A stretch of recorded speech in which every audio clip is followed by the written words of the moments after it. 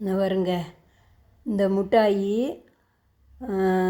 ஒவ்வொரு ஊரில் ஒவ்வொரு பேர் சொல்கிறாவ.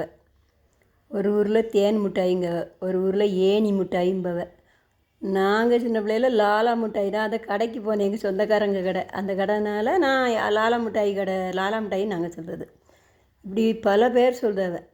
இன்னும் எத்தனை பேர் இருக்குதுன்னு தெரில. ஆனால் இது திருநெல்வேலி, தூத்துக்குடி மாவட்டத்தில் தான் நல்லா கிடைக்குது. இப்போ இந்த மிட்டாயி எங்கள் சர்ச்சில் செஞ்சு விற்றுருக்காவ.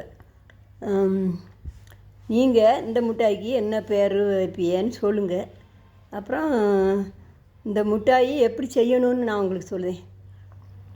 அரிசி மாவில் தான் இது செய்தது. இது எப்படி செஞ்சாலும் நான் பார்க்கல, நேற்று சர்ச்சுக்கிட்ட போகலை. ஆனால் நீங்கள் அரிசி மாவை நல்லா பிணைஞ்சிட்டு நல்லா தட்டி கொஞ்சம் நேரம் எண்ணெயில் போட்டு எடுத்துட்டு இந்த சர்க்கரை பாவில் போட்டுட்டீங்கன்னா கொஞ்சம் நேரம் போட்டு எடுத்துட்டாலே இது இந்த சர்க்கரையை நல்லா ஒரு கம்பி பருவம் கொஞ்சம் கூடுதலாக அப்பு பருவம் வரும்ல.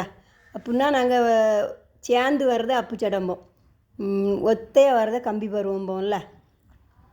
அந்த அதிரசம் பருவம்லாம் வரக்கூடாது. இது அதுக்கு முன்னக்கூட்டியே போட்டு கொஞ்சம் நேரம் அதை எடுத்து வச்சிடலாம். அந்த மாதிரி தான் செய்யணும். இது அரிசி மாவு இதை மட்டும்தான் நினைக்கிறேன். அரிசி மாவு தான் நினைக்கிறது. என்ன, நான் செஞ்சுருக்கேன் முந்தைய, ஆனால் இந்த அச்சில் செய்ய தெரியாது. அதை நான் பார்த்துருந்தேன்னா அப்படி செஞ்சுருவேன்.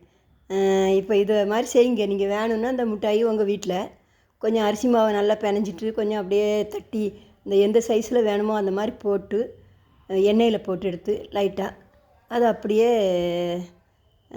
அரிசி மாவில் இந்த சர்க்கரை பாவில் போட்டுடணும். சர்க்கரை கொதிச்சிக்கிட்டு இருக்கிறதுல கொஞ்சம் நேரம் போட்டு அப்படியே எடுத்துட்டீங்கன்னா இந்த மாதிரி வருது. அதுதான் அந்த மிட்டாயி. எல்லோரும் செஞ்சு சாப்பிடுங்க, சரியா?